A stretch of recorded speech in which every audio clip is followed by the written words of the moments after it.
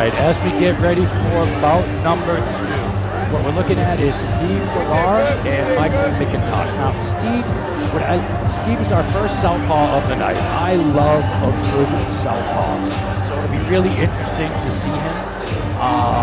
Again, his record is 0-2, but like you said earlier, you cannot judge these guys on the record. We've also got Mike's debut. Mike is what they say, he is a ferocious fighter. So this will be, again, another interesting fight. It's really exciting. I interviewed Michael McIntosh on my show a couple days ago.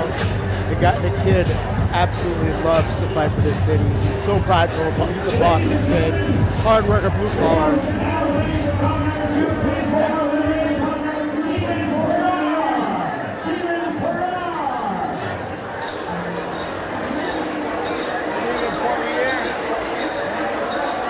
I'm sorry, you were saying how he likes to fight for the city of Boston. Great kid. He's a local kid. One of the first things he said was, I love fighting for my city. And he said it was no bigger honor to fight in the cathedral, like he put it, of Boston. Fenway. You can see how much pride in him. He said this is his dream. This has always been his dream to be a fighter, professional fighter, and to have his first fight here at Fenway. Yeah. Here comes Steve Farrar walking to the ring. Now this is a little bit a contrast to what I was talking about for the first fight. He looks like he may have worked up a little. Yeah.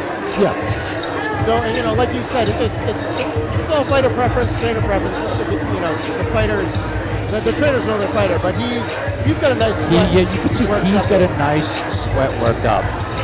Yeah, every fighter is a little bit different.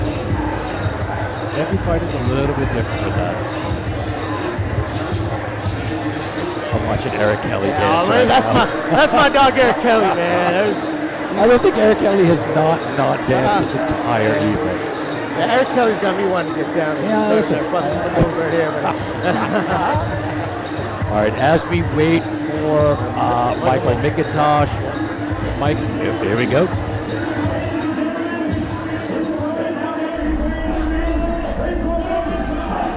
All right. Interesting note too, Michael McIntosh has a twin. Has an identical twin. Oh, that's right. You see him walking around, you may confuse him. That's right. Now, was that him or I think that's his twin. They got the wrong. No, I'm kidding. So Mike's coach is Mark DeLuca. Yeah. Mark DeLuca, great amateur, had a good professional career, and has turned out to be an amazing coach. Incredible. If you want to find him on Instagram, he always has some really good fighter tips. The guy's just a great coach, and he's always involved in the Nolan's fight. I'm liking this gear that Michael's coming out to. He's got the flat hoodie with the bagpipes coming out. That's Boston right there. That is Boston right there. Now we'll see. I believe, is he fighting in a kilt? He may be. It sure looks like it. Like a good kilt. Why not? It's your first fight at Fenway, why not? Go big or go home, right? So again, we've got McIntosh's debut. Steve Farrar, 0-2. So this will be, again, it's an interesting fight, especially southpaw versus orthodox. So for you at home, one thing that you'll notice is, I'll tell you in a moment.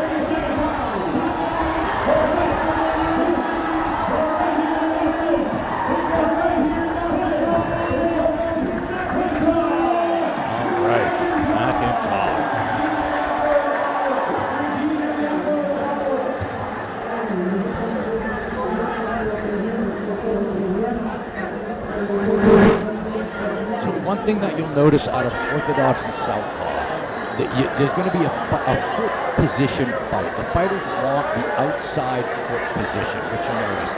The stances are different. Orthodox boxer has the left foot forward. Southpaw has the right foot forward. So, do you think that's tougher for an orthodox or a southpaw? I think it's tougher. It's tougher for the orthodox fighter. You're so used to there's so few. There's so few southpaw. There's so few left-handed people in the world. And out of those left-handed people, how many of them are going to box?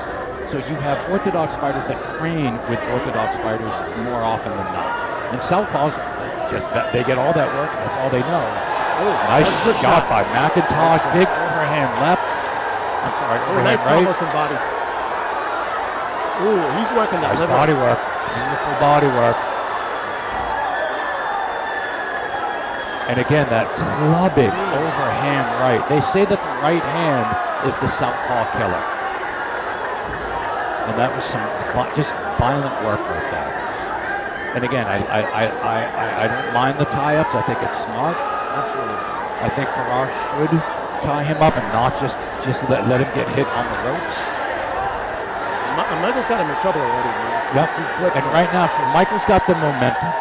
And what Steven should do is tie him up, let the referee break them apart. That's going to reset things. And what he needs is a reset here. He's not finding a way to fight his way to a reset, so he needs to create a reset creatively. And this is not the best way by letting someone just tee off on him. Agreed. And now, I'd hold on. Let the ref break you up. Just hold on. These are, I was going to say, you almost had the overhooks. Agreed. He really needs to either tie up or do something to make Michael actually respect him. Because he's done nothing as of so far in the fight to make Michael respect his punching power. Nothing yet. And what he's got a great opportunity for that rear uppercut and a lead hook.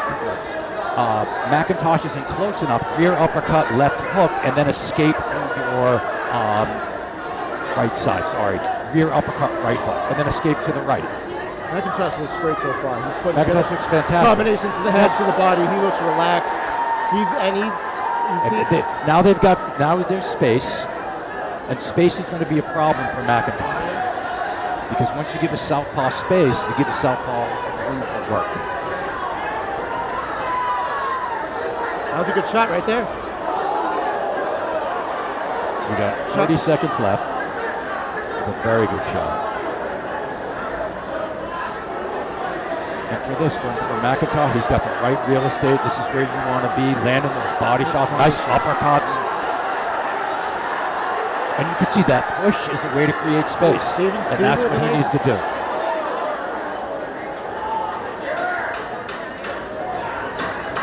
Rough round.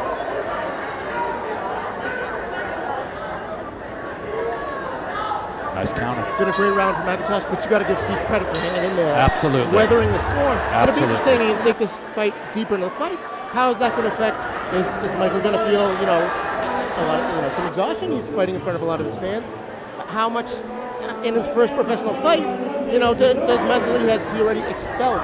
Yeah, you want to see how, did he spend way too much energy in that first round? Yeah. And again, because it's his debut, we're not very familiar with him on a professional level. So we're gonna learn some things. So we'll learn some things about McIntosh, and we're really gonna learn some things about Farrar. And I think when McIntosh is in that close, my advice to Farrar would be that rear uppercut, your lead right hook, and then peel off to your right, and that's going to turn McIntosh around, and then you can get some work in, and then you can exit. Space is going to be your friend, but if you're inside, you got to land those shots to create that escape and that opening.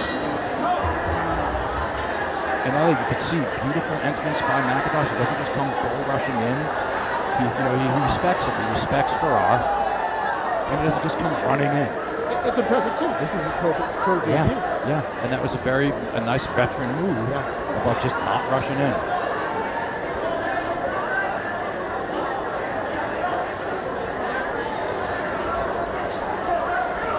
And again, now we're in that same position on the ropes. This is good. So now we're away from the ropes, and that's where Farrar wants to be. And this here is a bad position for Farrar. And what Farrar needs to do is work his short punches And that's a great, and now work your jab. He's almost got to think of the ropes as kind of hot. Hot. You don't want to touch it. Yeah, that's a beautiful way of putting that. Think of the ropes as hot. McIntosh seems to have success. Once he gets him on the ropes, he's pounding away with his body shots. And notice that separation. That's what Farrar wants. And you can see Farrar keeps that lead hand low. Higher hand's going to win the battle here. There you go. You want your high hand, especially orthodox and southpaw, because you can see their lead hands are closer, so close to each other. So you really got to watch that lead hand position. And a lot of southpaws fight with that lead hand low, and it's a little dangerous with that.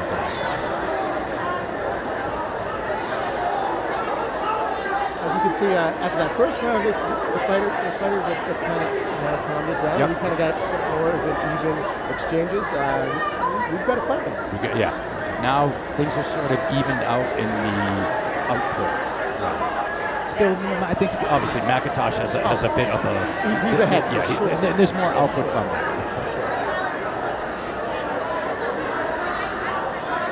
And Steve, beautiful. That is a perfectly placed right up to the head. And especially orthodox southpaw, it's a very unexpected punch from the southpaw. And orthodox boxers aren't used to dealing with hooks coming in from that side. Beautiful uppercut work from McIntosh. And that uppercut hook is it's a fantastic combination, and I like seeing it being used in this fight. Ooh, clubbing overhand. And those body shots, and he's got that just, you can see everything gets behind that left hook to the body. You can hear the body shots from here. You just feel the torque. For aspiring fighters, that's how you want to throw that body shot, just with that torque. That felt like a fast round, which always tells me that it was a good round. And notice that high hand position. So McIntosh gets that high hand position, which is going to negate, nice little push off. That's going to negate any real work pace by Farrar. You get that high hand wins. So we'll see a little bit here of a little high hand position right there, and a beautiful setup for the two. Shot. I mean, just gorgeous work. And then McIntosh goes into a tie-up. So he knows you don't want to get countered by the southpaw. And there's some good work by Farrar. I'd say that round was closer. I still have McIntosh up 2-0. Yes. It's a 4-round fight. Yep. So, I mean, right now, realistically, Farrar, you got to think his corner is telling him, you got to up the output, you got to go for it. You know, if we want to win this fight, we got to win, or at least win these next 2 rounds to get a draw or do something significant. So, I mean, if you were in this corner, what would you be telling him? You're 100% right. I would be telling him, we need more output. You've got to work that jab, and you've got to get that uppercut, and that when he's in close, rear uppercut, lead hook. When he's in that close, you can touch him with that, and then create space. And if you're in that, you tell him to keep doing what you're doing. Yeah, keep doing what you're doing. Now, for Michael, you don't want to get complacent too, because you know you've won the first 2 rounds. Right. You don't want to sit on the lead. That can set you up to get hit. Yes. Yeah, you definitely don't want to sit on a lead. You can change the pace of play. Sure. If you can change that pace of play, which he's doing right now, so he's staying a little bit away from him, which he's just changing the pace of play. He's not posting like De La Hoya did with Trinidad in round 9-12. What he's doing here, he's just changing that pace of play, and then he'll start getting some work in. So what's happening here, though, is now Farrar's getting a little confidence, which is what Farrar needs. And then here's where McIntosh shuts it down. So he'll sort of cat and mouse him a little bit, which is good. Moving laterally, moving left, moving right, working, pawing away with that lead hand. Now, if you're Farrar right now, would you be more aggressive, trying to taking chances? It's a great question. Knowing that you're down? Aggressive southpaws they usually don't play well. There's something about southpaws being the natural counter-puncher. He does need to be a little bit more aggressive. But what's happened? But an aggressive southpaw, it's a dangerous position to fight. Now this is fine. What Farrar should do is disengage. let McIntosh, it's sort of like a first date when there's that uncomfortable silence. Let that uncomfortable silence exist. And what Farrar should do is right here, don't engage. Because that's what McIntosh wants. Yeah. McIntosh now wants to kind of counter it. Like, why should he be putting out all this output? He's two rounds to none. He's still getting great work in. And Farrar's obliging the script by moving forward. What he should do is embrace the uncomfortable silence. Disengage, make McIntosh come to him and counter. That's what southpaws do right there. That's what southpaws do best. They're amazing at countering. So instead of chasing Michael around, I think he's almost bait Michael too. Doing one of those shots and countering. It's even more than just baiting. Just if you disengage, it's not necessarily a bait. It's in the same Venn diagram. Sure. But what that does is, it creates that uncomfortable silence that fighters want to fill. If there's nothing going on, fighters get uncomfortable. And so now it brings someone to you. You don't have to close distance anymore. So if you remember earlier, we talked about how do you close that distance. Now he doesn't have to. So he knows what's coming and what's happening. Now all he has to do is react to what's coming and happening. So you've taken the guessing game out of it. And it is a hard thing to do, to let there be silence. It's tough to a four round fight. You don't have a lot of time. No. So realistically, that round was closer, but realistically, he needs a knockout to win. He needs a knockout to win. 100% needs a knockout to win. He doesn't strike me, pun not intended, as a knockout. As going to go for the knockout. But I think he needs to pick up the pace. And I know it's hard when you have a certain style and it's not really, that's not you, but. And I know we're talking about one, allowing silence, and two, picking up the pace, but there is a way to do that. Sure. I love what McIntosh is doing. He's just got to control himself. Even though he's moving around, when he engages, he lands and he scores. And then he disengages, and he moves laterally, he moves left, look at him, moving left, moving right, circling, nothing straight back and forth, no straight line. He's circling, moving, defensively responsible, punches to the air to occupy space, to keep the rock from coming in. It's a very, very smart game plan. You can really tell he's been well coached, well protected. Yeah. And Farrar needs to pick up his sense of urgency. Right here, you got to be going for it. What I respect and really love, this is something that Steve wanted, and he got it, and that's great. So he's accomplished what he set out to accomplish, and that in itself is a victory. In respect to any fighter that's on this card, what an opportunity. It says a lot about that fighter, that you be able to get to this point. Yeah. A beautiful combination by McIntosh, and I love the idea. You spent the first 2 rounds fighting, and now you can just box and still win. Then box and win. Like, why put yourself through the 50-50? Why give him an opportunity? Just move. You can see McIntosh is feeling right now. He's having a few words with Farrar. He wants to fight. And I like McIntosh is like, no, this is good. I'm fine right here, because he can do that. And anytime he wants.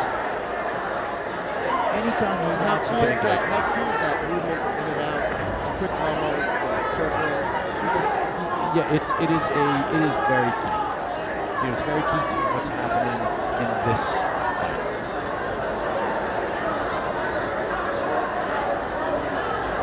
I know that there's conversations about McIntosh. Which I understand that. I just want to believe it. The last thing he needs to do is take a chance. And Pro gave you have a chance to get a cut. Yeah, and he's proven. I mean, it is. We have theory, and then we have proof of what we're seeing. And he has proven. I I can work, I can jab and laterally, and I can win this fight. Having put 2 rounds in the bank, I'll take a little bit of a risk of changing the pace of play. Oh, look, that risk paid off. I like it. He says, let's go toe-to-toe last 10 seconds.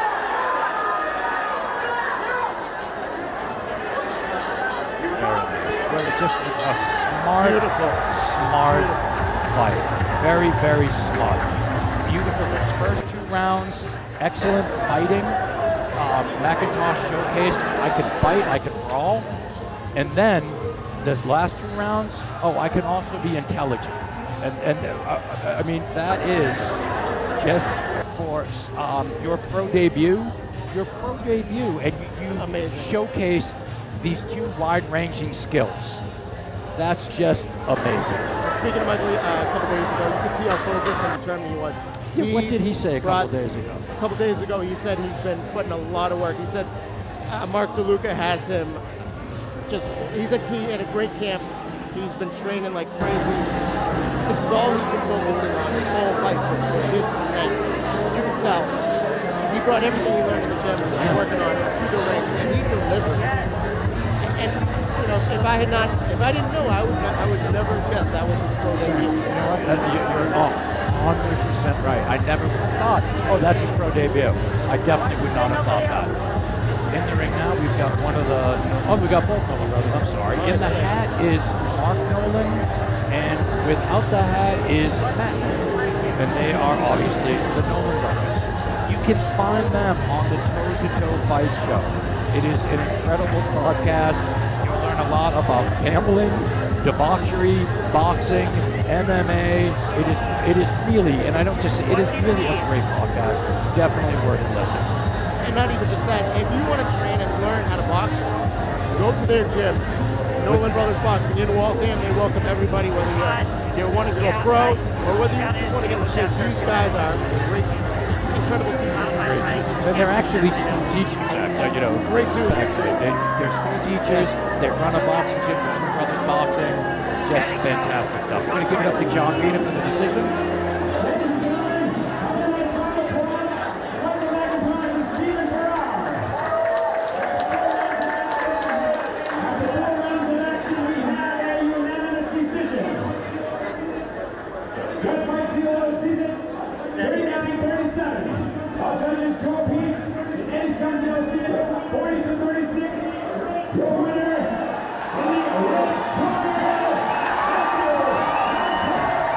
I had it. I had to shut up. Yeah. Again, great job, great sportsmanship there. Fantastic fight. You got to be so happy for a guy like Michael on his pro debut. Yeah. This has been his dream to become a pro boxer and to have to realize, to see all the fruits of all this labor and all this hard work here at Fenway. I mean, it doesn't get much more special than that. And there's his twin brother. Yep, there it is. Yeah, you're 100% right. Steve Farrar, just fantastic for you. You were able to fight inside Fenway Very game. Park. Very game. All credit to Farrar. He weathered a tough storm in that first round. Yeah. Unless his fighter may have wilted to those body shots and that pressure. Body shots, yeah. He made a fight out of it. Lesser fighter, what a great point. A lesser fighter, I think, would have folded, rightfully so, taken a knee and be like, I'm all set. Say less. Thank you very much.